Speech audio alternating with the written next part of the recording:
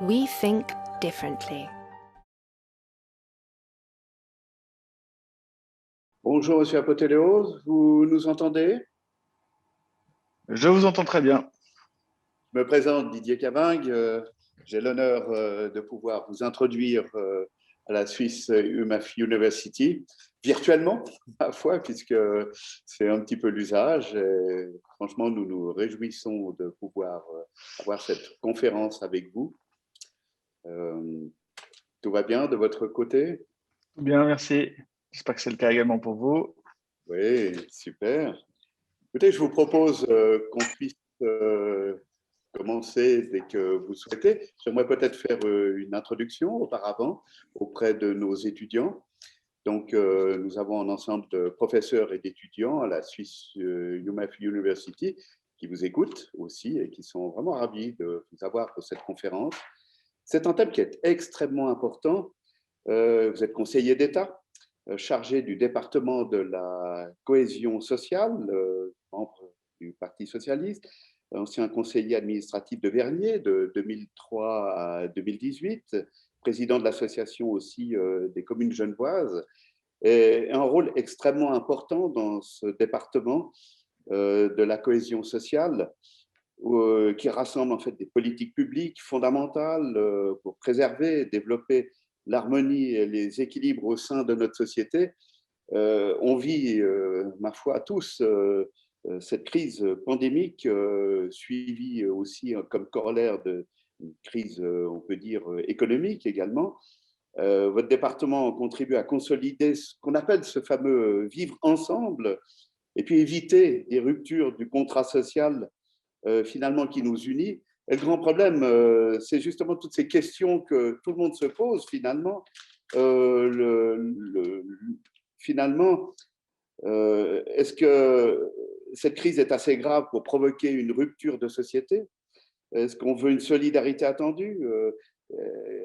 Qu'en est-il de ces conflits sociaux finalement? Est-ce qu'on doit réinventer le monde du travail? L'aide sociale aussi, qui a une importance accrue. Je pense qu'on en parlera peut-être avec notamment les Colis du Cœur à Genève. L'aide sociale, flambée de violence, d'agressivité. Enfin, sans peindre le diable sur la muraille, je crois qu'il y a des thèmes vraiment qui intéressent toute couche de la société. Et vous dirigez un département qui est essentiel, qui est extrêmement important. Il l'est en tout temps. Il est encore plus maintenant dans les soubresauts, les bouleversements que l'on connaît. Monsieur Apotéléos, on se réjouit en tout cas de vous entendre. Et si vous le voulez bien, je vous laisse la parole.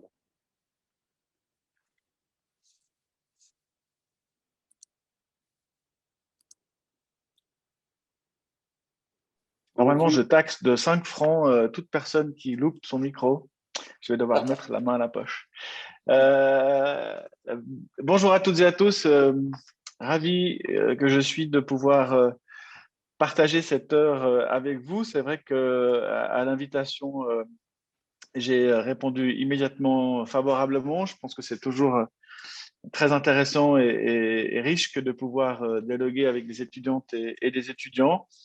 Je passe devant votre université 2 à 3 fois par jour, puisque j'habite au Lignon depuis 1999. Et vous l'avez dit, j'ai été maire de la ville de Vernier entre 2003 et 2018, avant que j'accède au gouvernement genevois.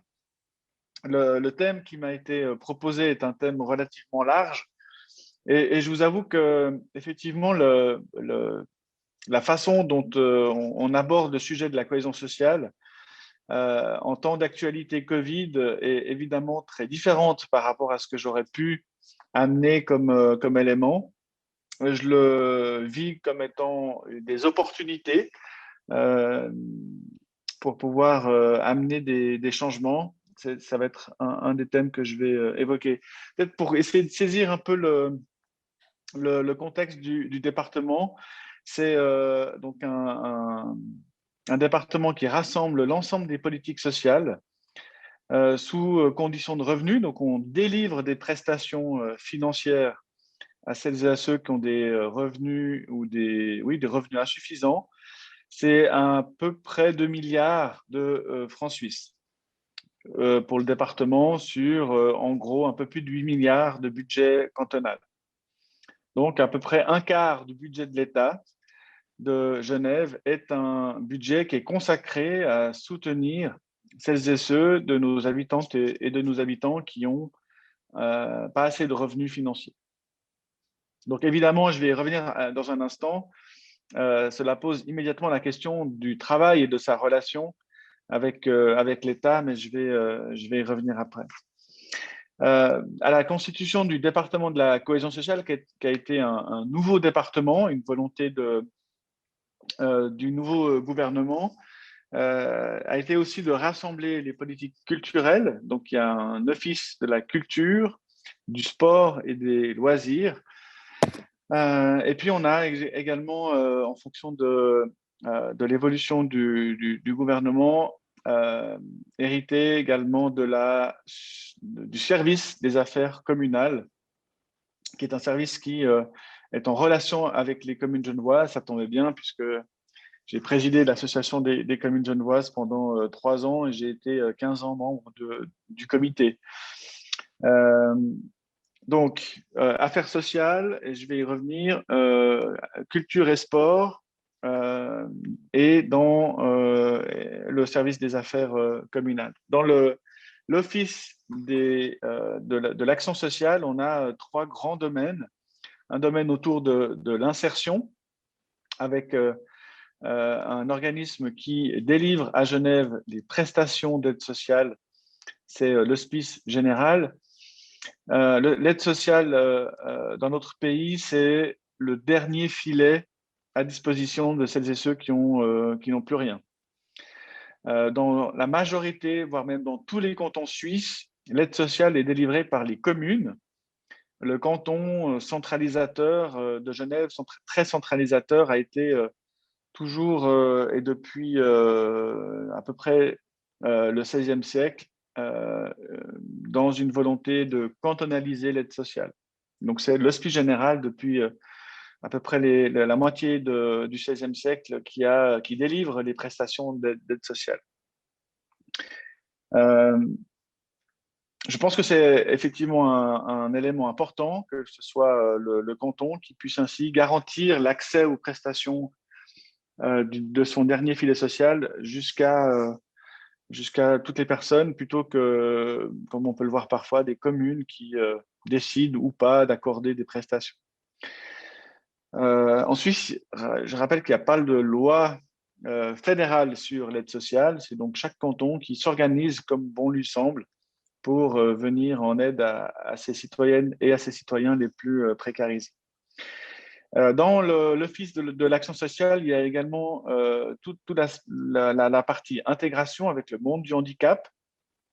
Et nous sommes effectivement le département de tutelle des institutions pour les personnes en situation de handicap. Et nous avons le bureau de l'intégration des étrangers. Donc, toute la politique de l'intégration des étrangères et des étrangers passe par le bureau de l'intégration des étrangers, le BIE, et donc par mon département.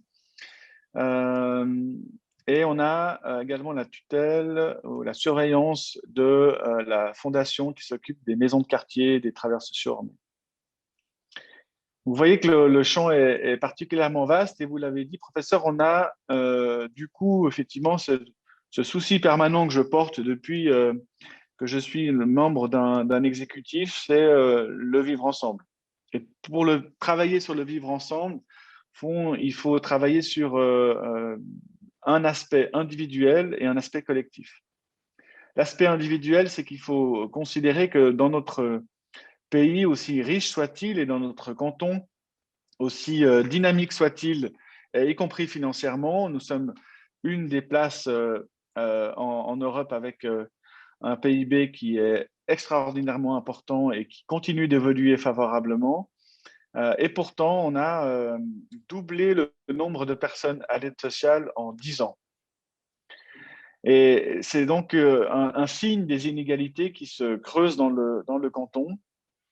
Et si la question des inégalités vous intéresse, je vous invite à vous rendre sur le site ou la page du département, puisque nous avons j'ai demandé une étude à l'Université de Genève pour mesurer ces inégalités. Et on a monté entre l'État et le canton de l'université un centre d'analyse territoriale des inégalités, le CATI-GE. Et entre 2011, 2014 et 2020, il a effectué une analyse sur les inégalités territoriales dans le canton. Et donc là, vous avez un éclairage assez intéressant sur l'évolution de la situation territoriale dans le canton. Le rapport est évidemment à disposition. Donc, travailler sur les individus, c'est l'aide sociale, mais c'est aussi pour les personnes les plus âgées ou les personnes qui sont en situation de handicap, c'est les prestations complémentaires fédérales, cantonales et les prestations complémentaires famille qui ont là une possibilité de soutenir très concrètement et financièrement. Donc là, on est sur un budget de l'ordre de 550 millions à peu près. Et puis, on a une grosse évolution depuis le 1er janvier 2020, puisque nous sommes en charge des subsides d'assurance maladie. Voilà que vous connaissez évidemment la difficulté dans notre pays d'assumer les primes d'assurance maladie qui sont très élevées. Alors, certes, on a un système médical de pointe, mais on a aussi des primes qui vont avec. Et pour aider et soutenir les personnes qui doivent payer leurs primes d'assurance maladie, on accorde des subsides. Et ces subsides ont été très largement augmentés puisqu'on a investi au 1er janvier 2020 185 millions supplémentaires pour aider et soutenir les habitantes et les habitants de ce canton. Donc, on était parti à une aide financière mensuelle de 90 francs à 300 francs pour celles et ceux qui gagnent le mois d'argent. Donc, vous voyez qu'il y a un souci pour moi, il y a une préoccupation pour moi de garder, de maintenir et voire d'augmenter des prestations individuelles. Ces prestations individuelles, de quelque manière que ce soit, donnent l'occasion à un individu, à une famille, d'être effectivement ou de se sentir protégé, sécurisé par un apport financier complémentaire au travail. Mais on a on doit corréler, on doit mettre ensemble les aspects individuels et les aspects collectifs. Trop souvent, jusqu'à présent, on avait estimé que si on agissait sur l'individu, ça suffit ou ça suffisait. Je pense que la réflexion est un peu courte, donc je veux absolument travailler également sur le vivre ensemble et sur mener des politiques d'utilité collective et de faire en sorte que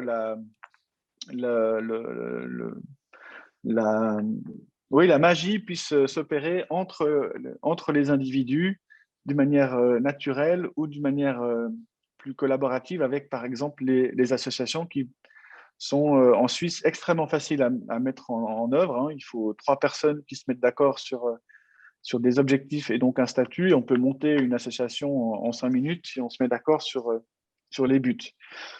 Donc, je suis attentif à créer aussi des dispositifs d'aide à l'activité collective. Ça a été, avec le Bureau de l'intégration des étrangers, plusieurs projets que nous avons montés pour permettre cette activité. Et évidemment, la culture et le sport contribuent à cette forme de vie collective auquel on aspire toutes et tous. Ce qui est important pour moi de rappeler, c'est que notre système d'assurance sociale au niveau suisse, comme au niveau cantonal, c'est un système qui a été imaginé, évoqué, construit durant les 30 Glorieuses. Au moment où l'État-providence arrivait en Suisse, après une première et une deuxième guerre mondiale, qui a passablement crispé aussi évidemment toute l'économie. Et pour sécuriser l'économie, le système d'assurance sociale est venu soutenir celles et ceux qui avaient perdu leurs revenus pour des raisons de maladie, assurance maladie, pour des raisons de vieillesse, donc d'âge, c'est l'assurance vieillesse et survivant, l'AVS, Pour celles et ceux qui ont des problèmes physiques, c'est l'AI, l'assurance invalidité. Et enfin, on a l'aide sociale au niveau cantonal. Et au fond, toute l'aspiration des politiques à cette époque-là a été orientée autour du travail. Donc, quand vous avez un travail, vous n'avez pas besoin d'assurance sociale. Quand vous n'en avez plus, pour les raisons que je viens d'évoquer, à ce moment-là, il y a un complément ou une orientation qui est donnée par l'État, qu'il soit fédéral et ou cantonal. Et il se trouve qu'aujourd'hui, la question du monde du travail change terriblement et met en confrontation ce qui a été imaginé dans les années 30, dans les années 40 et 60, avec la situation d'aujourd'hui, une situation d'aujourd'hui où, par exemple, les revenus sont fluctuants, les contrats de travail sont de plus en plus restreints dans la durée, et on a une confrontation avec cette donnée qui n'est pas résolue. À titre d'exemple, on a la dernière assurance sociale que nous avons eue à Genève, s'appelle les prestations complémentaires familiales. C'est ce qu'on appelle un apport pour les working poor, les travailleurs pauvres. Ce sont un ou deux personnes dans une famille qui travaillent et pourtant, même avec deux travails dans la famille, ils n'arrivent pas à subvenir aux besoins essentiels de la dite famille. Et donc, ils ont besoin d'un complément de revenus pour pouvoir, à minima, tourner. Eh bien, cette disposition a été créée dans les années 2000 sur la base du fait que les contrats de travail démarraient à un moment donné et puis se terminaient de manière tout à fait stable. Or, en 2020, eh bien, on doit constater que les contrats de travail ne sont plus aussi stables, qu'on a de plus en plus affaire à des travails sur appel, qu'on a une variation dans le revenu. Et paradoxalement, celles et ceux qu'on voulait aider, on n'arrive plus à les aider parce qu'ils sont aujourd'hui dans une variation qui n'est pas acceptée par le système. Deuxième exemple, dans le cadre de l'aide sociale, toutes les dernières réformes de l'aide sociale à Genève ont été orientées autour du travail. Donc, vous avez perdu un travail, vous avez droit à 2 ans de prestations chômage. Si au bout de ces 2 ans de prestations chômage, vous n'avez pas retrouvé de travail, vous pouvez aller bénéficier de l'aide sociale à Genève. Et puis, à l'aide sociale à Genève, tout a été fait, tout a été pensé, orienté sur la notion de travail. Donc, réintégration dans le monde de l'insertion professionnelle. Or, on se rend compte qu'aujourd'hui, cette insertion est de plus en plus difficile, que la question de la formation continue n'a pas été posée correctement. Et aujourd'hui, faut-il encore tout orienter sur le monde du travail, alors que c'est un monde du travail qui évolue et qui ne permet de moins en moins à des personnes de pouvoir être en stabilité professionnelle. Donc la question se pose et j'y réponds en partie avec la réforme que je veux mener sur l'aide sociale à Genève. Donc réinventer le monde du travail, ça ne va pas être comment ce serait bien si le seul département de la cohésion sociale pouvait réinventer le monde du travail. En tout cas, il en subit les conséquences. Et avec cette volonté d'un peu d'agilité, de perspective pour permettre effectivement à ce que les choses puissent évoluer favorablement pour celles et ceux qui sont les plus vulnérables de notre canton. Dans les affaires Covid, évidemment, un petit mot quand même sur ce que nous constatons, puisque c'est une situation qui a explosé évidemment en mars et qui nécessite que nous soyons particulièrement et agiles et inventifs. Rappelez certainement des photos des files d'attente dans la patinoire des Vernets et à ses abords, avec ces milliers de personnes qui attendaient pour obtenir un colis alimentaire.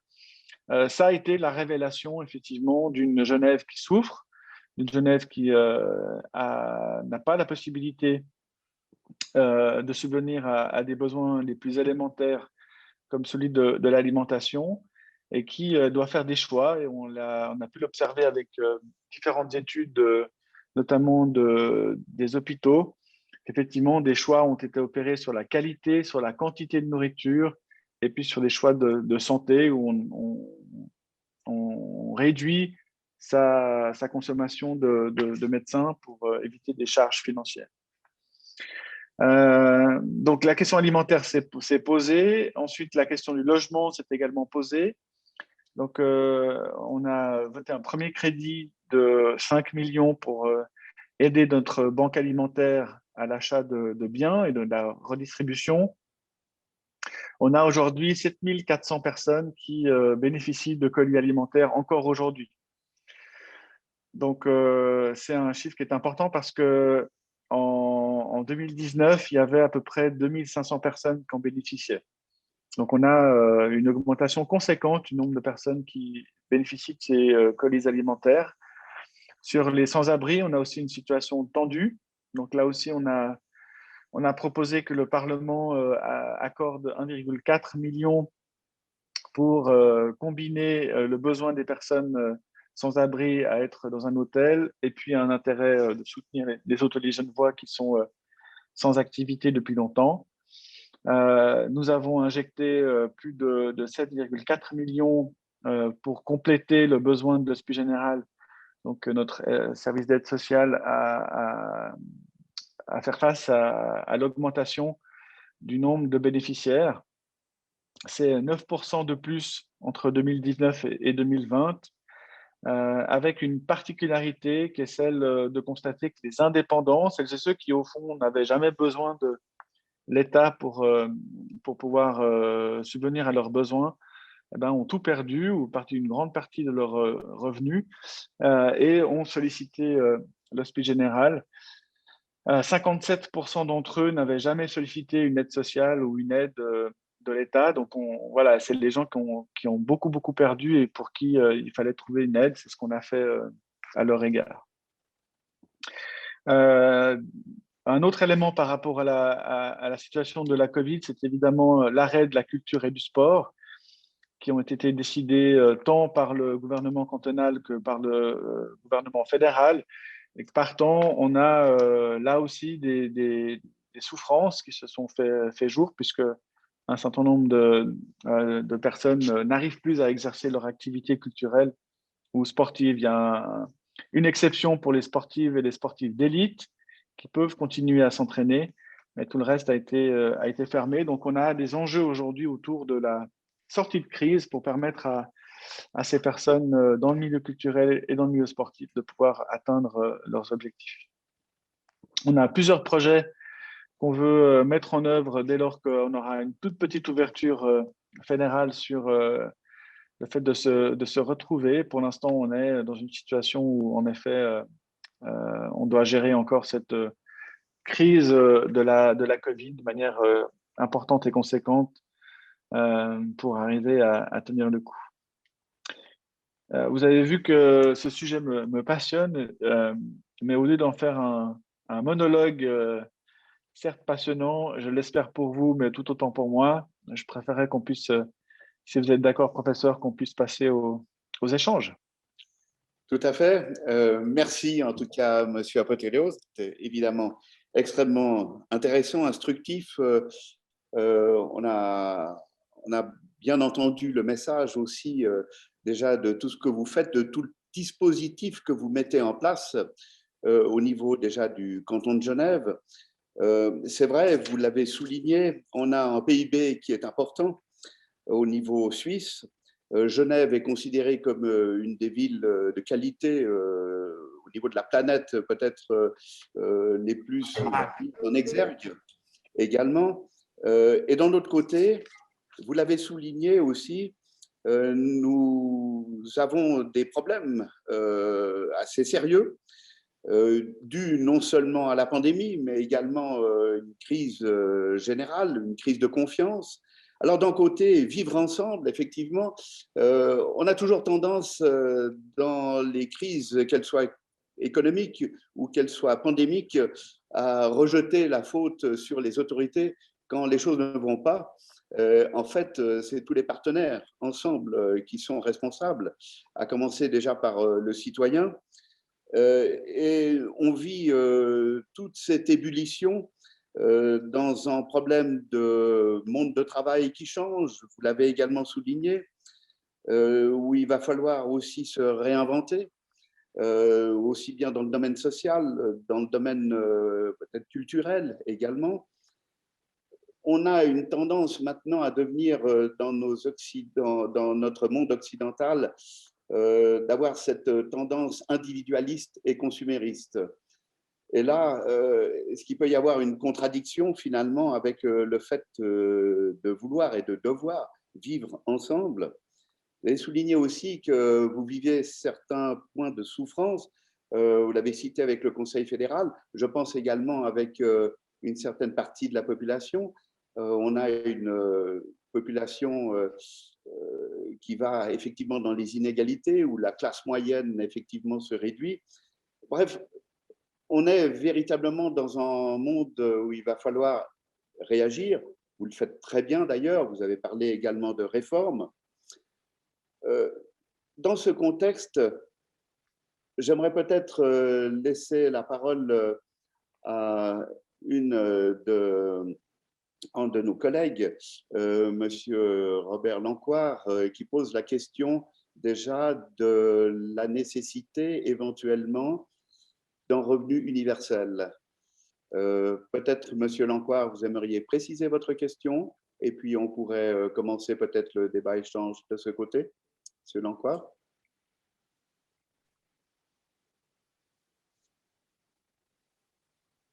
Est-ce que vous nous entendez?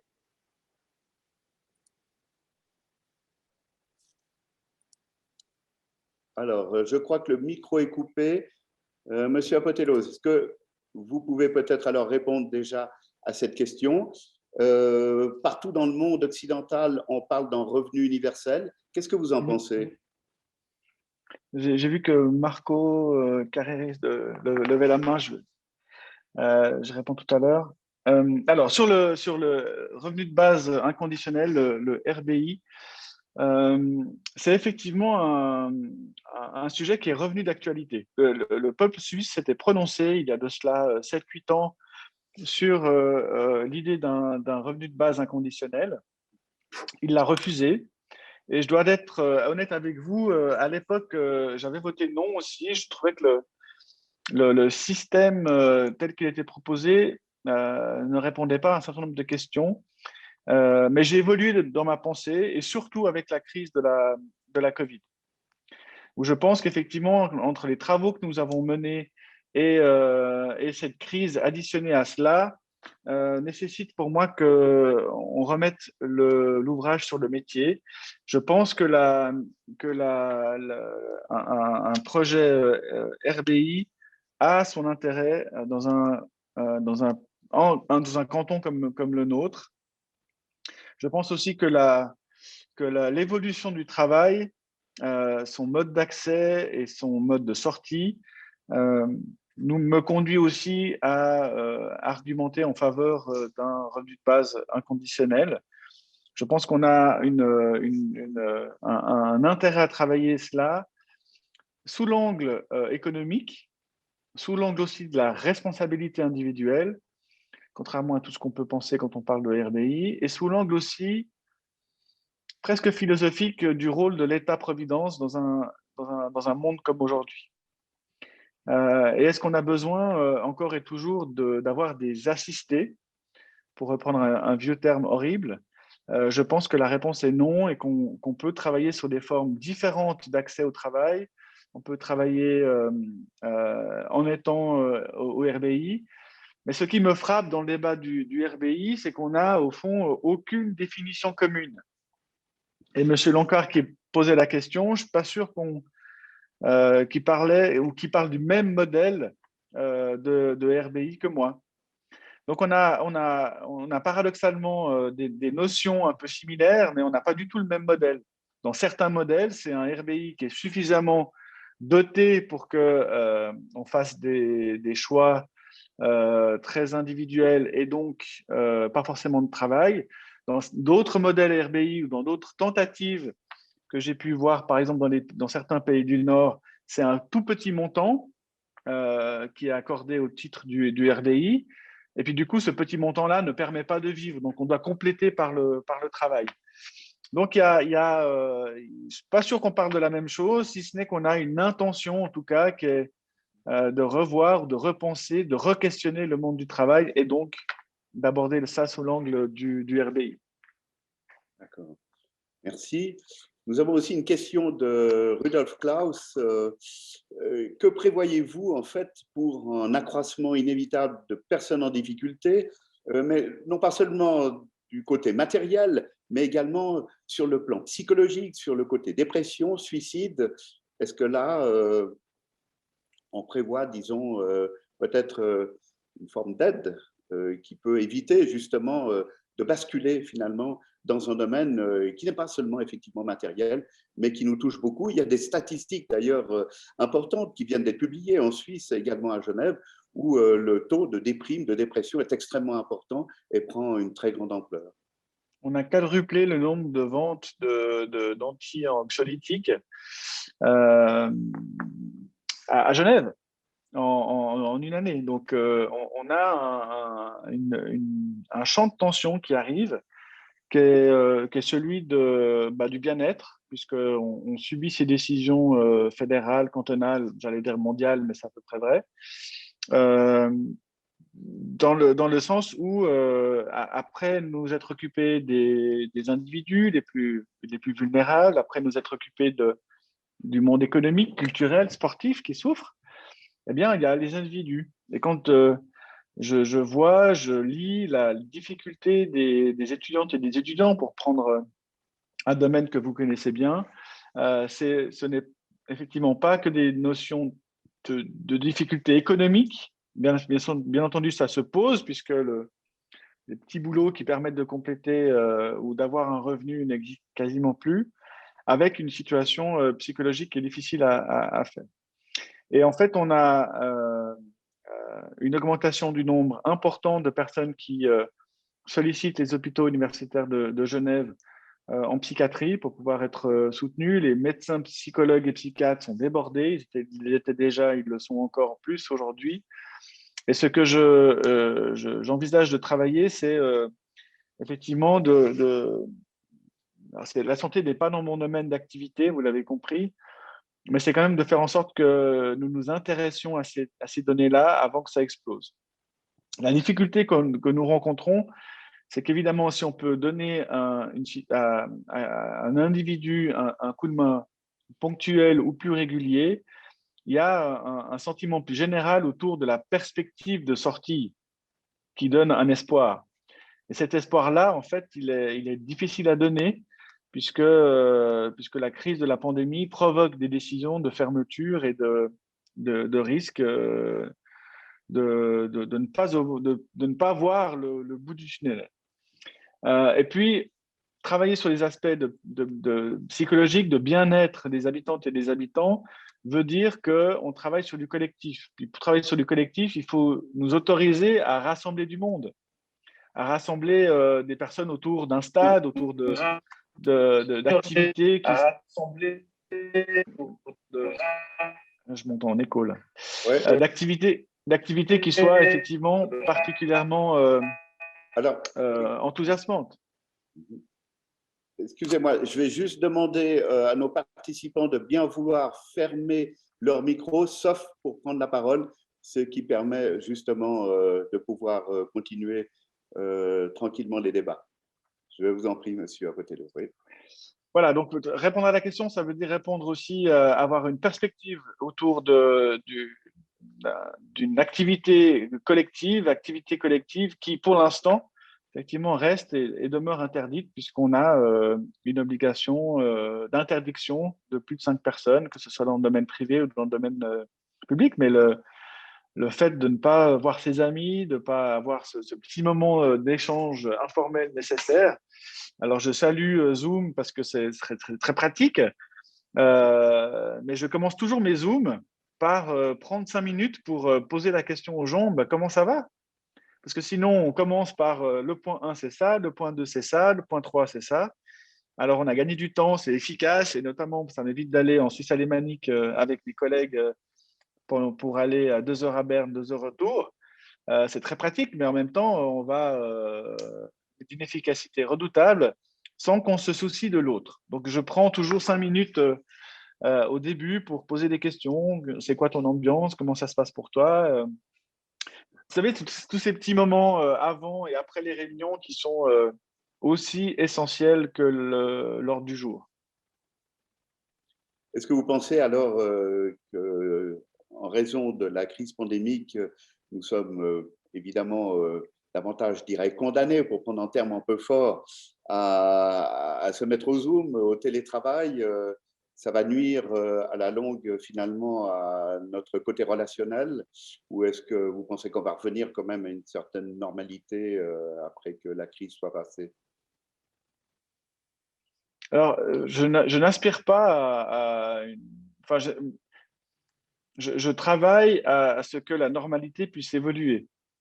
Un retour à la normale sera là, mais je souhaite que nous profitions de l'occasion qui nous est donnée, qui nous est obligée de repenser un peu les éléments ou les fondamentaux. Sur la question vraiment sur la question du travail, je pense qu'on a un super dossier à traiter ensemble. Sur plein d'autres domaines, je pense qu'on devrait profiter de l'occasion de repenser un peu le système.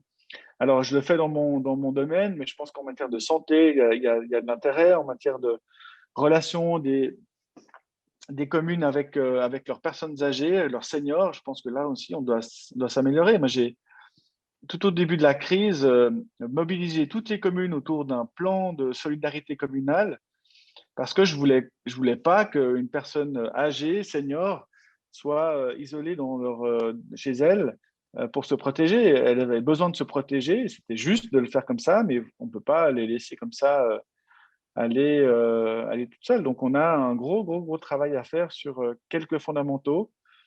On a l'avantage d'avoir effectivement une situation émotionnelle qui nous permet d'avancer, mais qui en même temps est une situation émotionnelle qui peut parfois freiner, parce que certains ont une appétence au risque qui n'est pas le même que pour les uns ou pour les autres. Donc voilà, en ce qui me concerne, je suis intéressé à proposer un certain nombre d'éléments. Vous parliez beaucoup de santé aussi, et dans la santé, il y a cet équilibre au niveau du sport et de la culture également. On a une autre question également qui nous vient de Robert Lancoire. Le sport à Genève, après la crise sanitaire, en fait, est-ce que vous pensez qu'il faudrait repenser le modèle d'intervention du canton sur l'aide aux associations sportives? Si vous êtes d'accord, il y a Marco qui désespère de poser sa question. Mais je réponds d'abord à celle du sport et puis ensuite On passe à Marco. Oui. on passe à Marco. Mais la question de la répartition dans le sport a été tranchée il y a moins de 2 ans. Cette volonté, 3 ans, a été voulue par le Conseil d'État d'alors et le Parlement, essaye de répartir un peu les compétences entre le canton et les communes.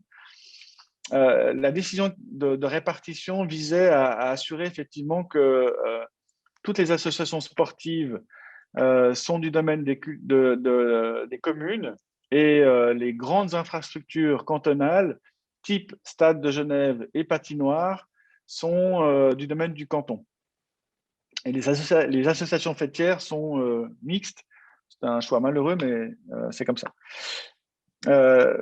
Alors, comme pour la culture, le sport a toujours été l'apanage des communes. C'est elles qui ont leur terrain de sport, c'est elles qui ont leur relation avec leur association sportive locale. Et je pense que c'est bien ainsi, puisque la relation de proximité permet à des sportives et à des sportifs de pouvoir interagir. Je ne suis pas sûr que le niveau cantonal permettrait autant d'agilité pour le sport. Nous, on subventionne également les sportifs d'élite, c'est ceux qui vont par exemple au JO, avec un programme qui s'appelle Team Genève. Euh, et voilà, l'appui de nos sportifs à l'extérieur est une tâche cantonale que nous assumons volontiers. Merci. Marion Carrier, vous avez la parole. Je vous en prie. Allez-y, posez votre question. Marco? Ouais, pardon, le son, fonctionne pas. Ça marche. D'abord, On vous merci. entend. Allez-y. Ouais, parfait. Merci d'abord, c'était très intéressant. Et je voulais en fait reposer une question un peu sur le sport, parce que dès que vous l'avez dit, ça m'a vraiment touché, parce que je suis sportif d'élite, donc j'ai le droit de continuer à m'entraîner. Mais je fais un sport d'équipe, en fait. Et, en fait, depuis 3 mois, si je ne me trompe pas, 3 mois, on n'est que 3 personnes d'une équipe de 20, enfin, ça dépend, ça c'est vraiment complet, à pouvoir s'entraîner. Et je suis joueur de water polo et on peut que faire de la natation. On n'a pas le droit de toucher de ballon, on n'a pas le droit de faire le contact du sport, ça c'est compréhensible, mais on n'a vraiment pas le droit de toucher de ballon. On nous a même refusé pendant longtemps juste de prendre une planche de natation, je trouve dire. Et, euh, et après, je vois les nageurs, j'en connais qui sont d'élite. Il y en a justement un qui a participé à un tournoi en championnat, qui s'est qualifié pour les JO, justement au Vernet. Et puis, je me demande juste, au début, je ne voulais pas intervenir, on va dire, d'une façon précoce sans m'y connaître un peu, sans savoir. Et, euh, et après, je me suis renseigné, enfin, comment ça fonctionne, comment c'était décidé, etc. Et je vois que dans la piscine, enfin, je ne sais pas si vous connaissez, mais il y a 2 clubs à Genève. Il y a nous, on était au Vernet auparavant, je fais partie du GN, et maintenant, on est à Varambé. Et il y a un autre club qui est à la piscine des Pervenches, et qui est le Carouge natation. Et nous, on a que le droit de s'entraîner à 3, donc le reste de l'équipe, elle s'est pas entraînée depuis un long moment. Tandis qu'à Carouge, ils peuvent s'entraîner, ils peuvent faire des matchs et tout ça, puisque c'est pas la ville de Genève, comment j'ai compris. Et après, moi, enfin, je me suis renseigné, le Covid, il s'arrête pas à partir de Carouge, etc. Et la dame enfin, je crois que c'est une dame, hein, qui est dirigeante de l'association sportive genevoise, si je ne me trompe pas. Justement, enfin, personnellement, elle nous avait envoyé un mail comme quoi on n'avait pas le droit de s'entraîner, puisque c'est un sport de contact, etc. Puis, moi, comment j'ai compris, cette dame, elle n'a aucun passé dans le sport. J'irai pas, enfin, peut-être c'est un peu extrême comment je le dis, hein, mais c'est juste il y a pas mal de frustration, mais c'est juste Je l'entends.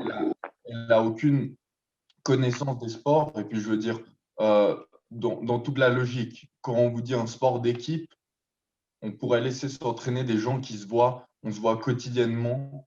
En dehors de cela, on ne peut rien faire d'autre. Donc, c'est pas qu'il y a des contacts extrêmes, il n'y a personne à risque. Et puis, on peut respecter les distances en faisant des passes et puis tout ça. Et maintenant, voilà, c'est juste pour mettre un peu le contexte. Et puis, pour poser ma question, je vais demander comment ça se fait qu'en Suisse, en général, dans le sport, je l'ai remarqué, on n'intègre pas plutôt des personnes qui ont une connaissance du sport dans justement ces postes de direction, etc. On intègre des gens qui sont bien sûr qualifiés, mais qui ne connaissent pas essentiellement tous les sports. Donc, ils vont par exemple autoriser la natation, qui est normale, parce que voilà, chacun peut nager dans sa ligne. Mais quand ils vont entendre sport de contact, ils ne vont pas essayer de creuser un peu plus profond pour justement regarder, jouer sur les restrictions et tout ça. Et puis, moi, je vous pose cette question parce que ça affecte énormément. Je veux dire, on n'est pas un sport, on ne fait pas un grand revenu, ça c'est évident. Mais je veux dire, il y a des gens qui n'ont pas joué leur sport depuis 4 mois, 4-5 mois. Alors, on va permettre à M. Apothéos de répondre à votre question, si vous le voulez bien. Oui, Ouais. ça va être effectivement, peut-être sur trois angles. Le premier, c'est que la Suisse a un rapport très particulier avec le sport. Et la Suisse n'a jamais misé sur le sport. C'est à tel point vrai qu'aujourd'hui, le sport, c'est traité au niveau fédéral par le département militaire. C'est le département militaire et du sport.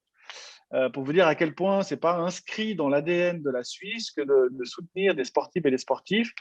Ça a été le cas au moment où la Deuxième Guerre mondiale est terminée. Il y a une espèce de volonté comme ça d'appuyer des mouvements sportifs et parfois même des contrôler. Mais voilà, pour être rapide, la Suisse n'a pas un ADN sportif fort. Et donc, c'est compliqué c'est intrinsèquement compliqué lorsqu'on parle de questions sanitaires avec des questions sportives. Deuxième élément, dans la crise de la pandémie, on se rend compte que il y a un double mouvement. Il y a un mouvement de fermeture des installations sportives et culturelles par ailleurs. Mais il y a aussi une volonté de limiter les déplacements. Et on oublie ce deuxième mouvement parce qu'en crise de pandémie, on ne pense qu'à la fermeture des établissements, restaurants, etc. Mais pas au fait que les gouvernements veulent arrêter les contacts, veulent limiter les contacts. Donc en gros, l'objectif des gouvernements, c'est que nous fassions, et je m'inclus là-dedans, la maison, le travail, la maison, et ça s'arrête là. Et s'entend bien, et c'est mon troisième point, qu'on est sur un domaine important pour les gens, la question du sport et de la culture, c'est un peu investi comme ça sans qu'il y ait beaucoup de force. En matière particulièrement dans votre sport, en matière de natation au sens large, on a connu des ouvertures, des fermetures, des ouvertures, des fermetures. Je le regrette parce qu'il y a eu à l'armée, quand c'est comme ça, on dit que c'est ordre contre ordre égale désordre. Ouais. Donc ça ne joue pas. Et on travaille vraiment, on a beaucoup travaillé entre l'interprétation des textes fédéraux, l'interprétation des textes cantonaux sur une installation, sur les mouvements. Et puis pendant longtemps, on a interdit les sports on a permis que les sports en plein air, mais du coup, ça ne correspondait pas à celles et ceux qui font du sport collectif typiquement en natation. Alors, pour répondre à votre question, la connaissance des responsables, là vous parlez de la responsable du service des sports de la ville de Genève, elle a des connaissances dans un domaine sportif, mais pas dans tous les autres. Donc, elle s'entoure de personnes qui ont des compétences supplémentaires. Elle part du principe que la ville de Genève, qui est la ville, voilà, c'est la moitié de la population du canton, a une responsabilité dans la transmission de l'infection. Donc, elle a interprété avec sa magistrate, elle a eu une restriction, enfin, elle a eu une interprétation restrictive de l'ordonnance et de l'arrêté du Conseil d'État. Il y a eu des souplesses qui ont été accordées difficilement, et puis d'autres communes où effectivement, à Carouge, vous l'avez cité, a été un tout petit peu plus souple, mais Carouge a aussi dû fermer ses prestations sportives. Donc on est dans une situation de tension, c'est ce que vous relevez, entre l'interprétation, mais encore hier, j'apprends que le gouvernement fédéral a modifié son ordonnance Covid parce qu'il pourrait autoriser les piscines à l'extérieur. Mais ça, il ne nous a pas avertis. Donc, on l'apprend parce qu'on fait des recherches. Et puis, le texte italien n'est pas le même que le texte français. Il y a une ouverture du texte italien, il y a une interprétation française qui n'est pas la même. Donc, voilà, ça, c'est les joies du fédéralisme avec 3 langues nationales. Mais voilà, on doit, nous aussi, gouvernement, naviguer dans cette situation-là, au risque évidemment de nourrir la frustration que vous avez évoquée. Merci beaucoup. Merci. Nous avons une question d'Arnaud Valin concernant justement l'aide et éventuellement l'accroissement de l'aide sociale. Est-ce que, M. Valin, vous aimeriez préciser peut-être votre question? Bonjour, merci beaucoup, M. Apotelos.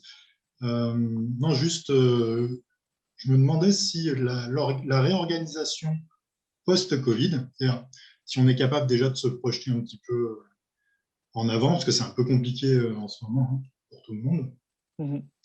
Est-ce qu'il y a déjà une réflexion sur la réorganisation potentielle post-Covid au niveau d'État de Genève?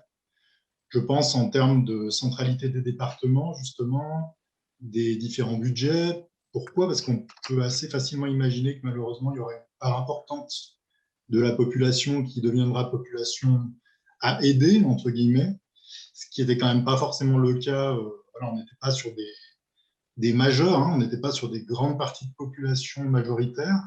Est-ce que ça, c'est déjà quelque chose qui est pensé politiquement? Et si oui, du coup, en quels termes, dans quelle discussion entre vous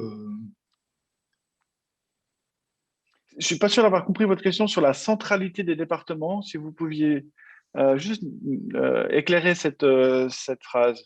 Je pensais en termes de, on va dire, d'importance politique et notamment de budget lié aux différents départements. Si on se projette dans un monde avec plus d'inégalités encore et plus de personnes à aider, est-ce que ça, c'est quelque chose qui est pensé, qui est réfléchi entre vous et que vous voyez du coup une organisation différente? Alors, je vais répondre à votre question. Pas d'organisation différente. Le département restera le département. Le champ de tension que vous avez relevé, il est effectivement sur les priorités du gouvernement sur un certain nombre de sujets. Puisque au moment où nous sommes entrés en fonction en 2018 et aujourd'hui, il y a un fossé, il y a un monde. On était parti en 2018 sur contenir les dépenses cantonales qui sont déjà dans une situation compliquée et difficile. Et là, aujourd'hui, on a atteint 750 millions de déficit l'année passée. Avec une dette qui a certes baissé ces dernières années, mais qui reste la plus haute de Suisse. Donc, on a un champ de tension sur les choix, et c'est un champ de tension intéressant pour vous parce qu'il illustre les champs de tension politiques. Et on retrouve là, dans ces champs de tension, des champs de tension politiques avec des partis et des majorités. Et contrairement dans les autres modèles de démocratie que nous connaissons, la Suisse vit sous le régime d'un collège. Et pas de parti majoritaire qui peut décider un peu à la mode française, pour donner un contre-exemple. Et partant, les décisions du collège fédéral comme le cantonal se décident à la majorité et donc est ensuite portée par l'ensemble de ses membres. C'est ce qui fait la force du collège. C'est aussi pour ça qu'on a un président de Suisse qui tourne chaque année, qui change chaque année au 1er janvier. C'est aussi pour ça qu'on a un président du Conseil d'État qui change chaque année, et c'est aussi pour ça qu'on a dans les grandes villes de Genève un maire qui change chaque année aussi. Parce que au fond, ce qui fait vivre le collège, c'est la capacité de ne pas être automatiquement majoritaire et de devoir composer avec son collège. Alors certes, il y a des cantons qui ont une majorité suffisamment marquée, par exemple à droite, ce n'est pas le cas à gauche, mais à droite, où effectivement les efforts sont un peu moindres. Mais quand on est comme à Genève, avec 3 membres à droite, 3 membres à gauche, et puis un mouvement citoyen genevois qui est entre les deux, et ben, c'est ce qui rend aussi la vie politique passionnante, c'est qu'on doit à chaque fois fabriquer des majorités pour obtenir. Alors, sur la question de mon budget, je dis mon budget, on se comprend, sur le budget du département, il y a pour l'instant une attention convenue de l'ensemble des membres du gouvernement sur le fait qu'on n'allait pas toucher aux prestations financières. Parce que sur les 2 milliards que j'évoquais de prestations financières, 98% de ces prestations sont des prestations directement à la population, Puis les 2% qui restent, et encore, c'est des prestations d'encadrement. Donc là, si on décide de baisser mon budget départemental, ça veut dire qu'on baisse les prestations aux gens. Et on n'est pas dans une situation où on peut se le permettre. Et ça, pour l'instant, la majorité le comprend bien. Merci. Je vous remercie beaucoup. Est-ce qu'il y a une prévision d'augmentation aussi? Alors, quand j'ai commencé le projet de budget 21, on fait ça, on commence en février-mars 2020. Mon jour 1 du projet de budget 21, j'avais 55 millions supplémentaires à devoir inscrire. Quand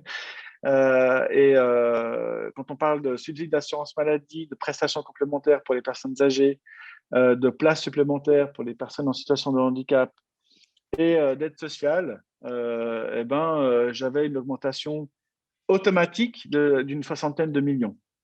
Et ça, pour l'instant, ça tient. Donc oui, c'est prévu. On a augmenté considérablement les budgets de mon département. Merci beaucoup.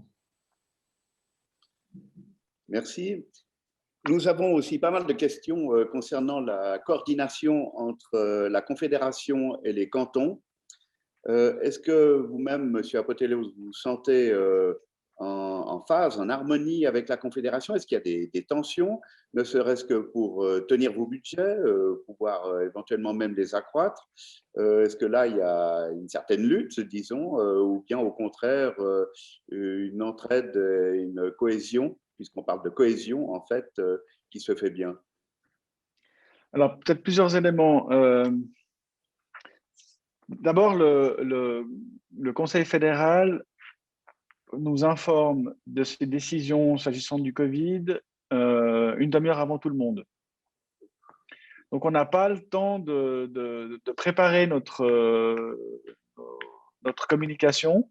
On lit le communiqué envoyé une demi-heure avant et puis on attend l'interprétation de ces textes fédéraux par le Conseil fédéral, comme tout le monde. Donc, ce n'est pas une position aisée, puisqu'on peut être parfois saisi d'une consultation en amont. La consultation, elle est, quand tout va bien, de 48 heures. On est là, on a enfin 48 heures pour pouvoir réfléchir. Et puis ensuite, tous les cantons rendent leur consultation. Puis après, ce que fait le Conseil fédéral de nos consultations, on l'apprend une demi-heure avant tout le monde. Donc, ça demande une agilité permanente. On a, pour travailler sur la coordination, ce qu'on appelle des conférences suisses thématiques. Donc, on a une conférence suisse de l'action sociale, on a une pour les finances, l'économie, etc. Je ne vais pas faire tous les départements, mais on a à chaque fois un organe qui rassemble tous les conseillères et les conseillers d'État en charge du domaine. Et cette coordination, elle a un niveau suisse et un niveau roman.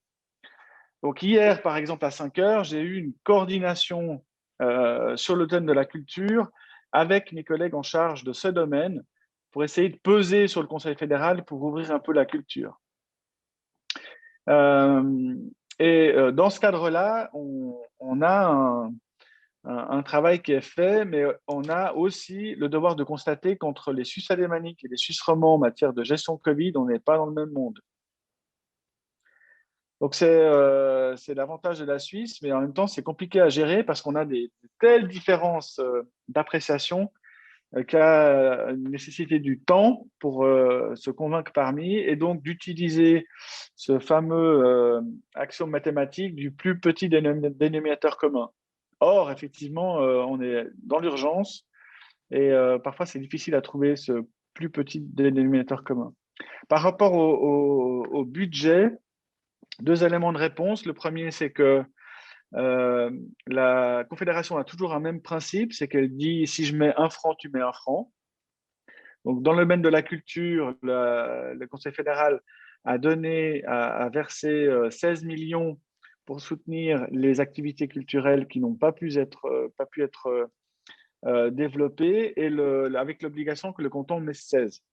Donc, on avait, dans le cadre de l'année 2020, 32 millions à disposition pour soutenir la culture. Mais c'est toujours le même principe, c'est 1-1, ou alors dans les RHT, ça a été 70-30, voire 50-50. Dans le domaine du sport, là aussi, pour repenser à ce que vous évoquiez, Marco, on a pas du tout le même principe. Le département fédéral militaire et du sport a décidé de passer par les fêtières et non pas par les cantons. Je l'ai beaucoup regretté, j'ai beaucoup pesté. Parce que je ne comprenais pas pourquoi les quelques millions qui ont été accordés en matière de sport devaient passer par les fêtières sportives et pas par les cantons, mais c'est comme ça. Deuxième élément, on a depuis une dizaine d'années maintenant une péréquation intercantonale. La péréquation veut dire que la Confédération s'est déchargée d'un certain nombre de tâches, que ces tâches sont assumées par les cantons. Et puis, pour prendre en compte la situation des cantons qui ne sont pas tous riches de la même façon, eh bien, il y a un rééquilibrage des prestations, enfin, des financements cantonaux. Et il y a 4 à 5 cantons qui payent dans le pot commun pour redonner ensuite aux autres. Donc, cette péréquation intercantonale a été validée par les chambres fédérales, on n'y revient pas. Par contre, voilà, Genève contribue énormément, c'est un des cantons qui contribue le plus au pot commun de la Suisse, et pourtant, il en a aussi particulièrement besoin pour ses propres données. Donc, ça fait partie de cette obligation fédérale, et il y a eu une tentative de rééquilibrage de cette péréquation intercantonale qui n'a pas abouti.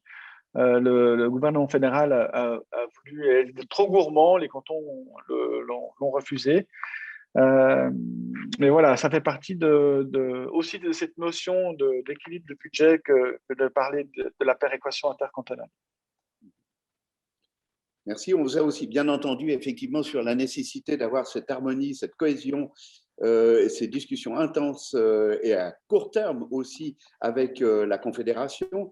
Également peut-être ces problèmes aussi de culture qui se passent entre nos différentes régions, Suisse alémanique, Suisse romande. Si on prend une autre partie prenante, ce sont les entreprises. Vous réagissez beaucoup. Vous mettez les dispositifs en place. Vous avez parlé également de réformes. Est-ce qu'au niveau de l'action, est-ce que vous avez un message à faire passer aux entreprises? J'entends par là, il y a du chômage, évidemment. Ce chômage est en accroissement, malheureusement, et on pourrait dire se catalyse également avec la crise pandémique, la crise économique qui suit également. On veut éviter ce chômage. Tout le monde veut l'éviter, les entreprises également. Plus facile à dire qu'à faire, finalement. Est-ce que là, disons, quel message pourriez-vous porter aux entreprises afin de pouvoir vous aider, vous, dans vos réformes, justement, à pouvoir mettre les dispositifs sociaux que vous mettez en place? Et comme vous dites, effectivement, on vit ensemble, on travaille ensemble. Et là, la nécessité, effectivement, avec ces partenaires, comme les entreprises, de pouvoir être dans le même axe et dans le même sillage, je dirais, d'éviter une hémorragie effectivement trop importante à ce niveau chômage. Je vous rejoins dans l'idée que les entreprises ont un rôle de responsabilité sociale qu'elles peuvent encore développer. Il y a une marge de progression absolument utile et nécessaire. Mais je dois vous avouer que je vais m'arrêter là sur ce domaine-là parce qu'il y a une urgence. Et l'urgence des entreprises aujourd'hui, c'est d'arriver à tourner. Ne serait-ce que d'obtenir, il y a une question de Sébastien par rapport au paiement des RHT, Genève est en retard. C'est en partie vrai, notamment parce qu'il y a eu un mouvement, au moment où les RHT ont été ouverts en mars 2020, le canton de Genève a immédiatement mobilisé l'Office cantonal de l'emploi pour il a fallu monter ex nihilo un service qui traite des questions RHT. A été assez généreux dans les RHT pour justement soutenir les personnes et respectivement les entreprises. Et puis, le secrétariat à l'économie, donc au niveau fédéral, a assez vite senti que ça allait dépasser le crédit qu'ils étaient prêts à voter. Donc, ils ont restreint. Nous, on a été généreux, le fédéral a dit taratata, il faut être plus restrictif. Donc, les décisions qui ont été préavisées favorablement par le canton ont été cassées par le SECO. Et donc, retourner à Genève avec une décision, puisque c'est le SECO qui décide, une décision négative. Donc, ça a des impacts majeurs et très concrets, non seulement pour les entreprises, mais aussi pour les personnes, puisqu'on a tout à coup des gens qui attendent des semaines et des semaines afin d'obtenir un retour de ces RHT. C'est plus qu'une situation précaire, c'est une situation d'urgence pour une grande partie, pour une partie de la population. On a complété ces éléments-là par des aides hors RHT pour les loyers commerciaux, par exemple, pour permettre à ce que ces entreprises puissent négocier. On a trouvé un accord entre les propriétaires, le locataire et l'État, où on a pris en charge chacun un tiers d'un certain nombre de baux pour arriver à tenir le coup. Et puis, pour compléter celles et ceux, je réponds encore un peu à la question de Sébastien, qui ont tout perdu, nous avons voté un premier crédit de 15 millions qui permettait justement de subvenir à celles et ceux qui ont perdu leur revenu entre mars 2020 et mai 2020. Mais la démocratie étant très active en Suisse et à Genève, la loi qui a permis la création de ces 15 millions a été contestée par deux parties du canton et soumise à la population le 7 mars prochain. 7 mars prochain, donc 2021, pour des pertes de revenus entre mars et mai 2020. Vous voyez comme quoi c'est particulièrement compliqué. Donc, j'ai porté, pour tenter de trouver des solutions rapides et, j'allais dire humanitaires, mais c'est vrai, pour ces personnes-là, c'est un crédit en fin d'année 2020, donc en décembre 2018. Le Parlement, le Grand Conseil a voté un crédit de 12 millions pour permettre aux associations de pouvoir aider financièrement les personnes qui n'auraient toujours pas obtenu des RHT ou qui n'auraient effectivement rien demandé. Ces 12 millions, ils sont là, ils sont déjà actifs. Les associations en ont dépensé à peu près 1 million en janvier. Donc, vous pouvez sans autre faire connaître ce dispositif. Il y a 6 associations, le CSP par exemple, le Centre social protestant, Caritas, la Croix-Rouge genevoise par exemple, pour ne citer que ces 3-là, qui reçoivent les gens et qui peuvent immédiatement leur donner un coup de main dans le domaine du loyer, des frais médicaux, de l'assurance maladie et des frais ponctuels qui ne seraient pas prévus. Voilà pour répondre à la question. Donc, oui, il y a un idéal autour de la responsabilité sociale des entreprises, de la volonté partagée d'être sur une question de chômage, mais l'urgence, elle est pas là aujourd'hui. Et moi, je travaille à ces deux volets-là, un volet d'urgence, comme les quelques exemples que j'ai donnés, avec un exemple de long terme. Je suis attentif en politique à construire cette politique du long terme. Et j'ai présenté mardi, pour celles et ceux qui se passionnent avec le domaine que j'évoque, j'ai présenté un plan d'action contre la précarité avec 7 objectifs pour repenser notre dispositif. Merci. Je vois que malheureusement, leur passe. Hélas. Trop vite, trop vite.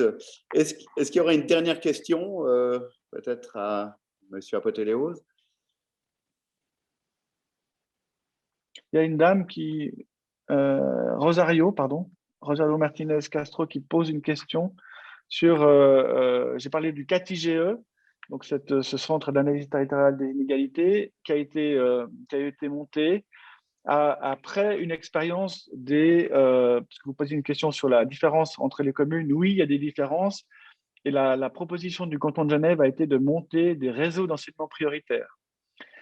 Constatant effectivement que les résultats scolaires ne sont pas les mêmes quand on habite Champel ou quand on habite le Lignon, eh bien, on a décidé, c'était Charles Bert à l'époque, de mettre des moyens supplémentaires au Lignon, donc de réduire le nombre d'élèves par classe, d'augmenter le nombre d'enseignantes et d'enseignants et d'avoir un éducateur dans l'école pour traiter des situations d'élèves issus de milieux modestes, c'est-à-dire d'augmenter leur capacité d'accéder à l'égalité des chances. Donc, le réseau d'enseignement prioritaire a été maintenu et confirmé pour Genève.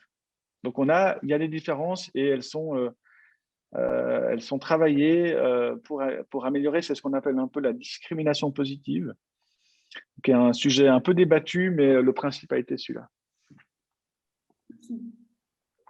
Et je remercie Marco de ses encouragements. Une toute dernière question. RHT, on en a parlé. Ouais, on va regarder.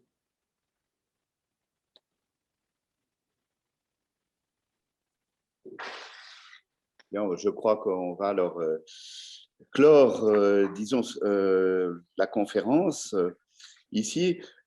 Au nom vraiment de tous les participants, Monsieur Apotelos, je vous remercie sur votre message, ce que vous nous avez dit. La conférence en elle-même nous a beaucoup sensibilisés déjà sur les plans d'action que vous mettez en place, sur ce travail qui est loin d'être évident.